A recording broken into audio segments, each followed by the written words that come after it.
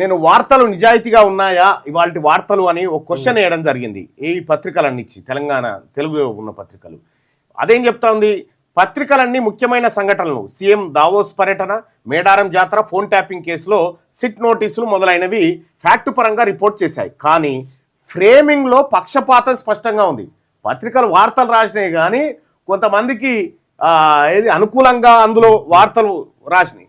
హరీష్ రావుకు వచ్చిన సిట్ నోటీసులను కొన్ని పత్రికలు చట్టపరమైన ప్రక్రియగా రాసినాయి. నమస్తే తెలంగాణ, మన తెలంగాణ లాంటి పత్రికలు రాజకీయ కక్షగా చూపించాయి.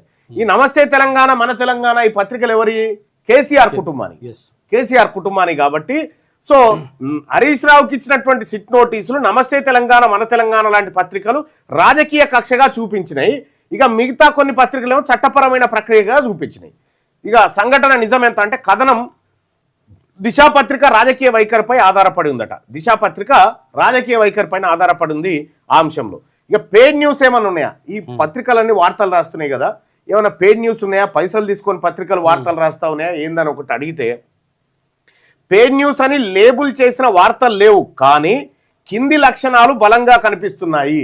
పెయిడ్ న్యూస్ కు లక్షణాలు ఏమేమి ఉంటాయంటే సీఎం దావోస్ పర్యటనపై అతి విస్తృత పిఆర్ తరహా కథనాలు. అతి విస్తృతంగా, సాధారణంగా దావోస్ పర్యటనకి వెళ్తున్నాడు పెట్టుబడుల కోసం అని రాయాలి, కానీ అతి విస్తృతంగా ప్రచారం చేయడం వెనకాల చాట్ జీపీటీకి డౌట్ వచ్చింది. సూపర్ డూపర్ ఈ పైసలు తీసుకొని రాసిన ఏందని. మేడారం జాతర నిర్వహణ విషయం ఓకే, కానీ నిర్వహణపై విమర్శలు ఏమీ చేయలేవట పత్రికలు.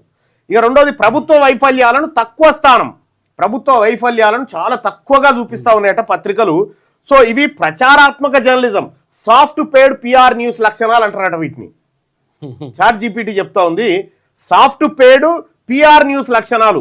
అయితే ప్రత్యేకంగా ఇది డబ్బులో తీసుకొని రాసిన వార్త అని ఎక్కడ రాసలేదు, కానీ ఇగో ఈ లక్షణాల ఆధారంగా ఇవి ఖచ్చితంగా సాఫ్ట్ పేడ్ పిఆర్ న్యూస్ లక్షణాలు ఉన్నాయి.